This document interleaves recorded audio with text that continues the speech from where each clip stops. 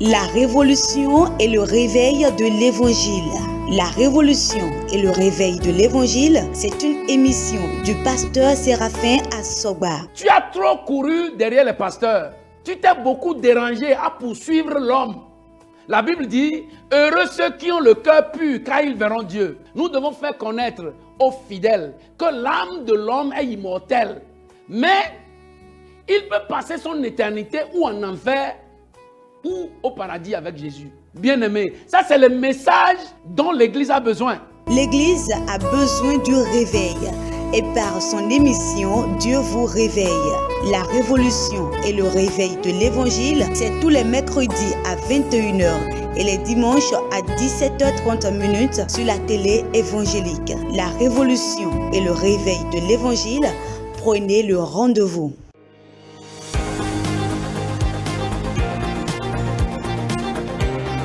Alléluia, alléluia, alléluia. Bien-aimé, une fois encore, tu es béni au nom de Jésus. Toujours heureux de nous savoir nombreux sur cette émission, la révolution et le réveil de l'évangile. Nous sommes très heureux parce que le temps est venu où Dieu, par son esprit, est en train de nous parler comme un père parle à ses enfants. Toi qui écoutes, toi qui suis cette émission, tu es heureuse, tu es heureux. Et tu ne perdras jamais tes récompenses de sacrifice du temps, de sacrifice de tout, de ton attention, au nom puissant de Jésus. Et tout le temps que tu es en train de mettre ensemble pour suivre cette émission, la révolution et le réveil de l'évangile, le Seigneur qui ne doit rien à personne te récompensera au centuple, au nom puissant de Jésus. Amen. Aujourd'hui, nous avons encore devant nous un autre thème que j'ai intitulé « La foi et le faux ». La foi et le faux.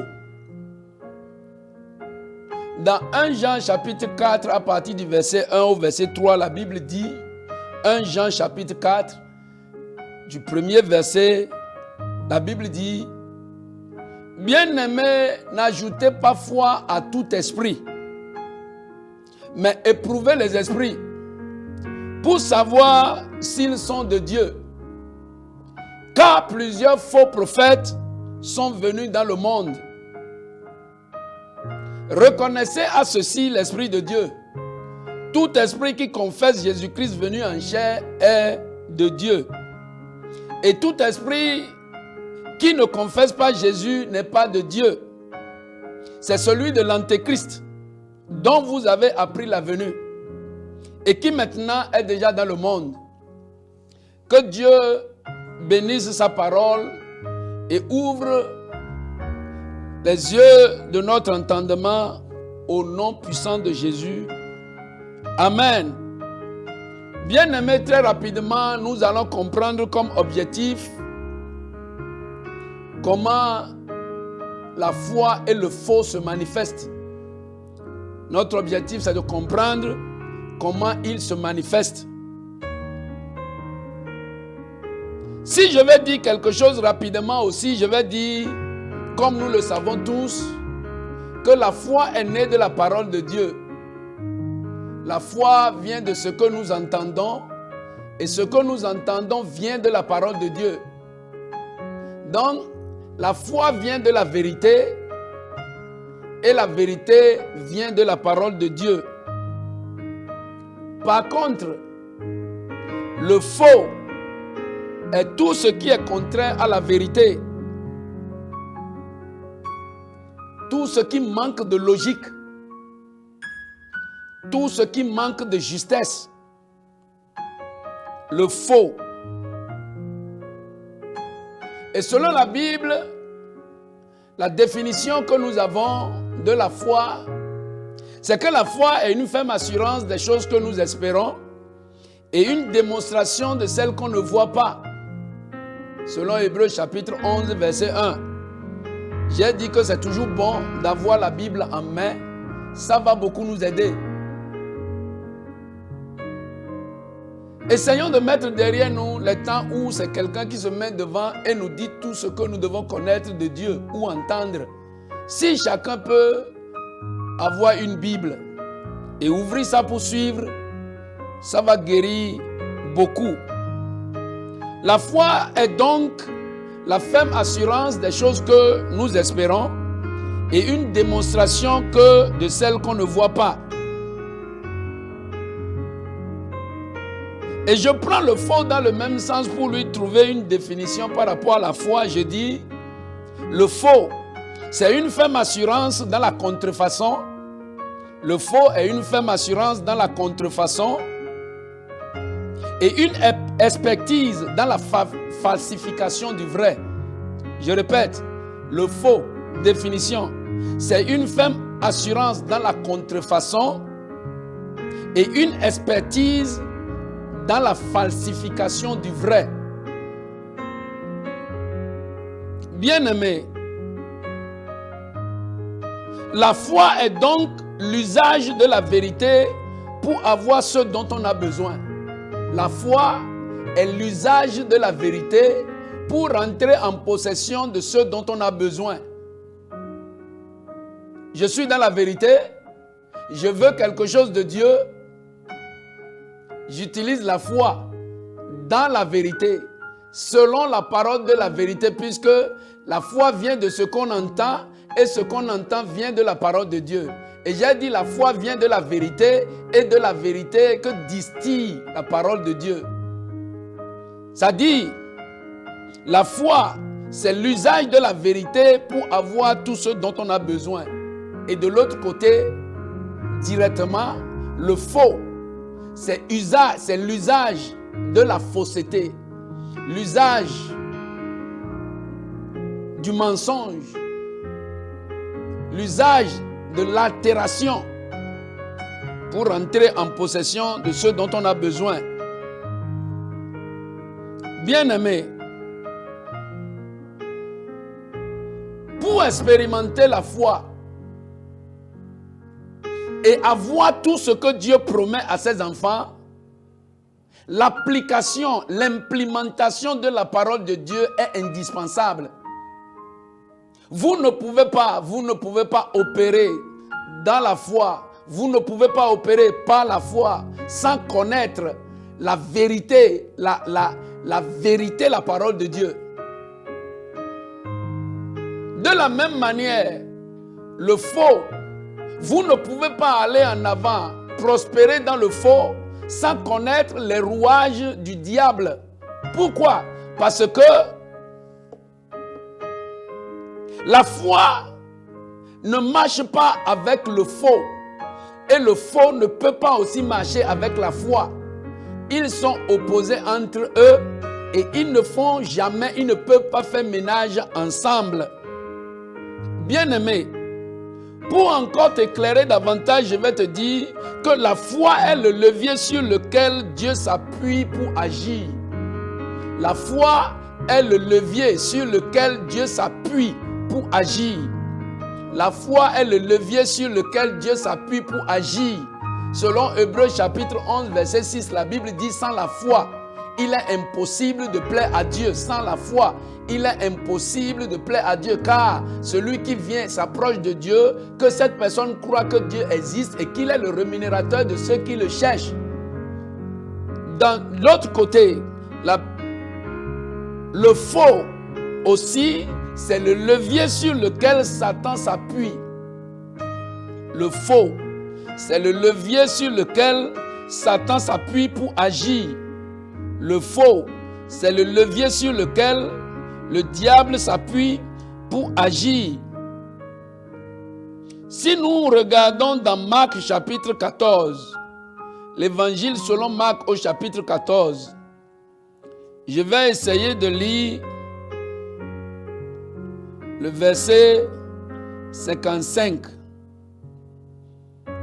La Bible dit: les principaux sacrificateurs et tout le Sanhédrin cherchaient un témoignage contre Jésus pour le faire mourir, et ils n'en trouvaient point, Car plusieurs rendaient de faux témoignages contre lui, mais les témoignages ne s'accordaient pas. Le faux, c'est le levier sur lequel Satan s'appuie pour agir. La foi, c'est le levier sur lequel Dieu s'appuie pour agir. Bien-aimé, maintenant, comment se manifeste le faux? Parce qu'aujourd'hui, la confusion est totale et elle est générale. La tendance, c'est qu'on prend le faux pour le vrai et on prend le vrai pour le faux. Il suffit seulement que quelqu'un ait Jésus dans la bouche, il est vrai. Il suffit que quelqu'un ait une croix au cou, il est vrai.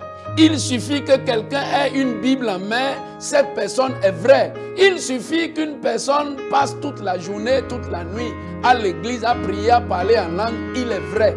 Bien-aimé, comment est-ce qu'on peut reconnaître le faux même avec la Bible en main? Comment on peut reconnaître le faux même à l'église? Comment on peut reconnaître le faux avec la croix au cou? Comment on peut reconnaître le faux avec le parler en langue? Comment on peut reconnaître le faux avec la veste? Alléluia. Bien-aimés, nous bénissons le Seigneur parce que la Bible dit, c'est seulement par leurs œuvres que vous allez les reconnaître. Et la Bible dit, Jésus va plus loin et dit, est-ce qu'on peut cueillir une mangue sur un goyavier? Impossible. Vous allez seulement les reconnaître par leurs fruits. Bien-aimés, l'homme peut se cacher, mais ses fruits ne se cachent jamais. Le produit de son cœur ne se cache jamais. La Bible n'a-t-elle pas dit que c'est de l'abondance du cœur que la bouche parle? Bien-aimé, le faux finira toujours par manifester dans son langage, dans son caractère, dans sa manière de vivre le faux qu'il est. La Bible dit dans 2 Pierre,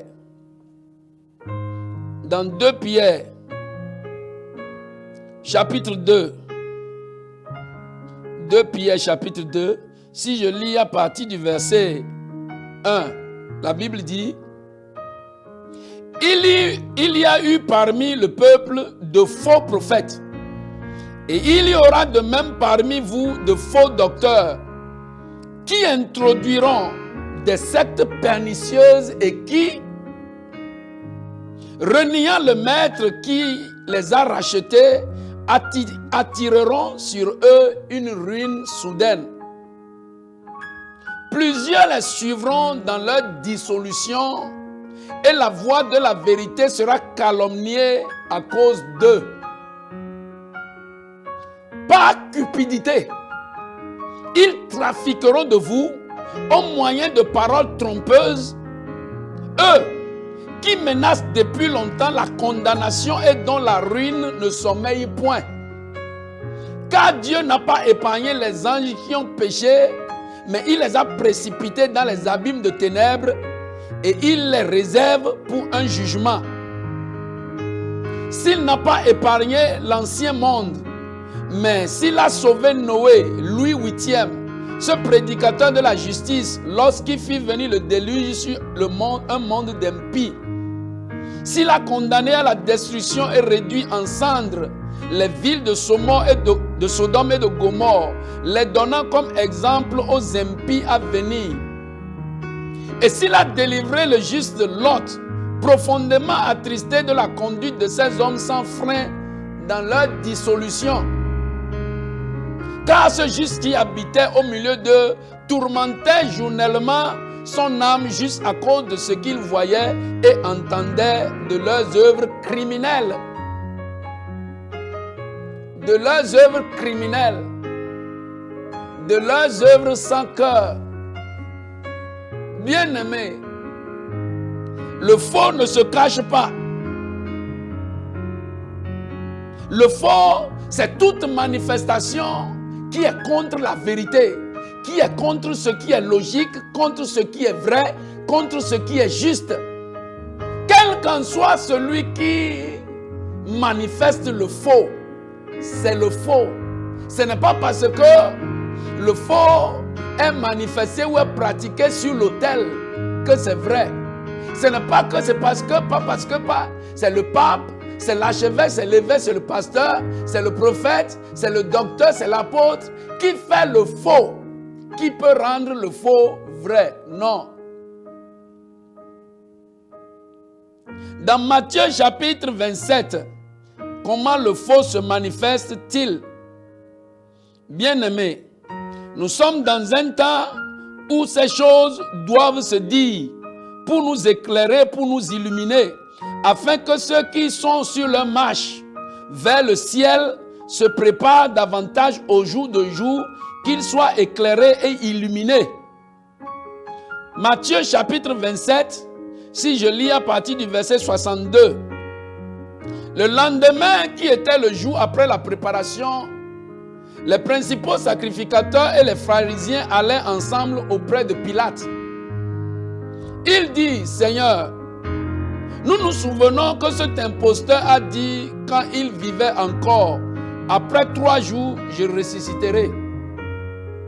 Ordonne donc que le sépulcre soit gardé jusqu'au 3e jour, afin que ses disciples ne viennent pas dérober le corps. Et dit au peuple, il est ressuscité des morts. Cette dernière imposture serait pire que la première. Pilate leur dit, vous avez une garde. Allez, gardez-le, comme vous l'entendrez. Ils s'en allaient et s'assuraient du sépulcre au moyen de la garde après avoir scellé la pierre. Bien-aimés, ça c'est le plan qu'ils ont mis à exécution. Dire que Jésus est ressuscité. De leur vivant, que Jésus vraiment est ressuscité, serait la fin de leur faux ministère. Comment empêcherons-nous ce monsieur de ne plus jamais revoir le soleil? Parce que pour eux, ils agissaient contre un homme. Ils n'ont rien vu de divinité en Jésus jusque-là. Malgré que quand il a soupiré, son dernier soupir, quelque chose s'est passé. Ils n'ont pas cru. Ils sont allés voir Pilate, ils ont dit, donne-nous les gens pour nous assurer que le sépulcre est bien gardé. Ils ont gardé le sépulcre le 3e jour. Les gardes ne pourront pas dire exactement ce qui s'est passé. Ils ne peuvent pas dire s'ils ont été foudroyés, s'ils ont été chassés. Ils ne savent pas comment ils ont quitté les lieux. Ah, qu'est-ce qui s'est passé? On n'a pas vu les gens. Nous avons les fusils en main. On n'a pas dormi. Mais c'est comme si la pierre n'est plus là. Le seau qu'on a mis s'est cassé. Et il y a eu un grand tremblement de terre. Qu'est-ce qui s'est passé? Ils sont allés directement chez les principaux sacrificateurs. Dans Matthieu chapitre 28, si vous lisez à partir du verset 11, vous allez voir ce qui s'est passé. Matthieu 28, verset 11. Pendant qu'elles étaient encore en chemin, quelques hommes de la garde entraient dans la ville et annonçaient aux principaux sacrificateurs tout ce qui était arrivé. L'exactitude, la vérité. Vraiment, le monsieur est ressuscité. Personne n'est venu le chercher. On pouvait même tuer les mouches. On n'a vu personne. Mais il est ressuscité. Tout d'un coup, la pierre a glissé. Tremblement de terre. Et le monsieur est parti. Il y avait une grande gloire autour de lui. Il dit, ils racontaient, ils annonçaient aux principaux sacrificateurs tout ce qui était arrivé. Ceux-ci, après s'être assemblés avec les anciens et avoir tenu conseil, donnaient aux soldats une forte somme d'argent. Ça, c'est la manifestation du faux. C'est contre la vérité, le faux est contre tout ce qui est vrai. Ils sont en train de tout faire pour boucher le trou parce que c'est leur ministère. Ils sont spécialistes dans ça. La couverture du vrai. Le vrai ne doit jamais paraître. Ils ont tenu une assise et ils donnaient une forte somme d'argent aux soldats en leur disant, dites, ces disciples sont venus de nuit le dérober pendant que nous dormions. Bien-aimés, vous voyez le faux est contre la justice. Vous voyez comment facile, comment est-il aisé à une garde, à un policier de venir dire au propriétaire que les bandits sont rentrés, ils ont volé parce qu'on dormait. C'est la prison directe. Mais ici, il dit, n'ayez pas peur. On dormait. Et si le gouverneur l'apprend, nous l'apaiserons et nous vous tirerons de peine. Si le gouverneur l'apprend, nous allons l'apaiser et nous vous tirerons de peine.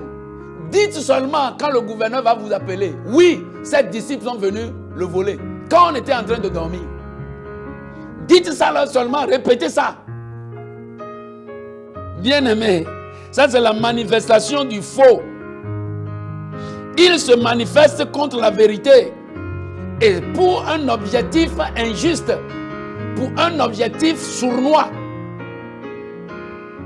Bien-aimé, dans tous les secteurs de la vie, par le biais de l'homme, le faux s'est infiltré et s'est installé bien. Quand même, la loi est contre lui.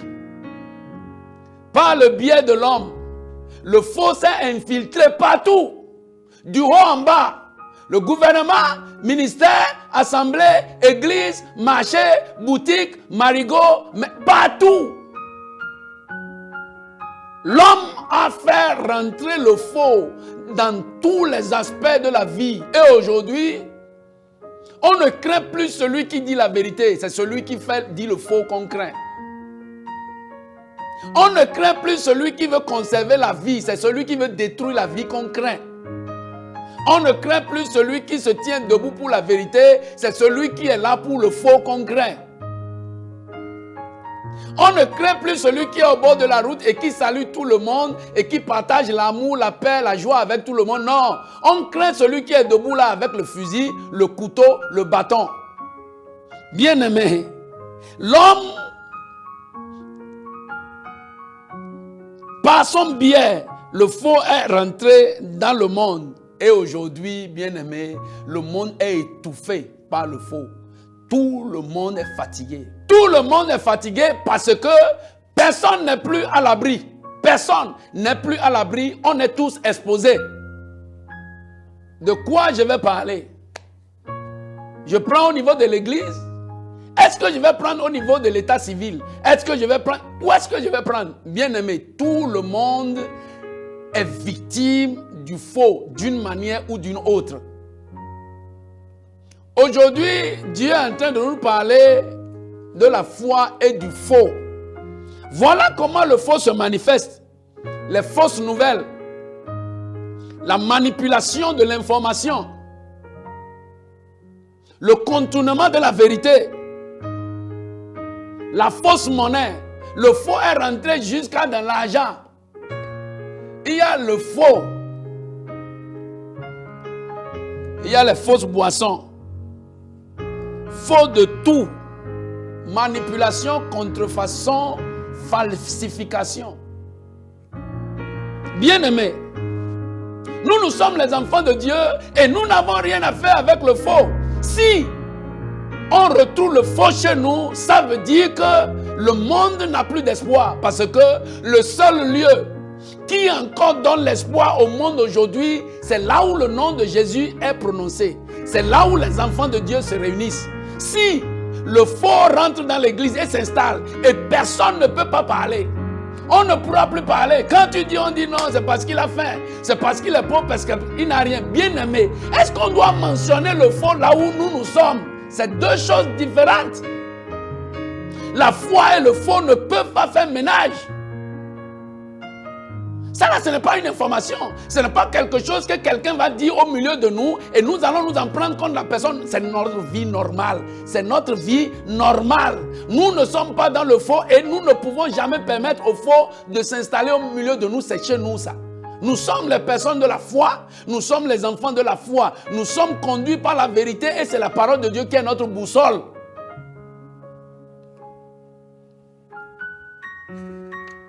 Bien-aimés, il n'y a jamais de vérité dans le faux. Le faux fait tout pour contrecarrer la vérité, pour couvrir la vérité.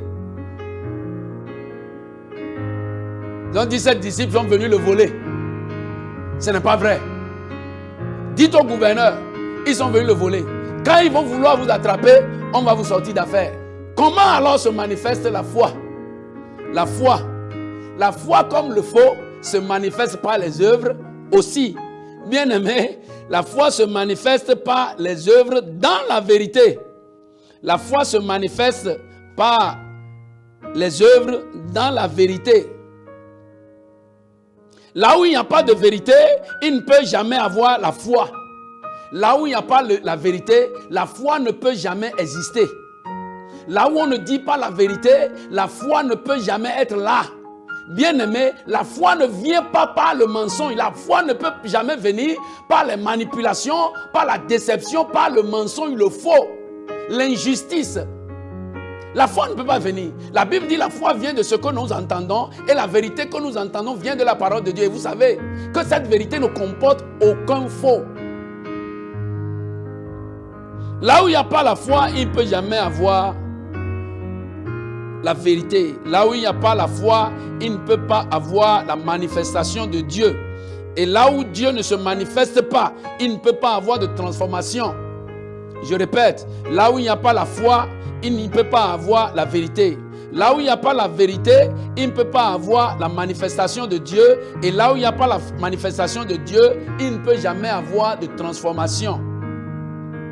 Bien-aimés, dans Actes chapitre 14, Actes chapitre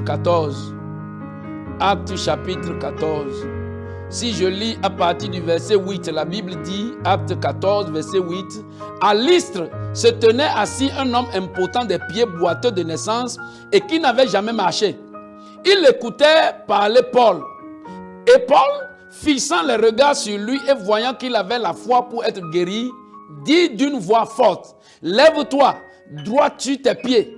Et il se leva d'un bond et marchait. Bien-aimé, là où il n'y a pas la vérité, il ne peut pas avoir de manifestation de Dieu. Et là où il n'y a pas de manifestation de Dieu, il ne peut pas avoir la transformation, ni le miracle, ni les signes, ni les prodigues. Si je vais encore un peu plus, je reviens un peu plus en arrière, dans Marc chapitre 10, si je lis dans Marc chapitre 10, à partir du verset 46, la Bible dit, ils arrivaient à Jéricho et lorsque Jésus sortit avec ses disciples, il en assit, une assez grande foule et le fils de Timée, Bartimée, mendiant, aveugle, était assis au bord du chemin.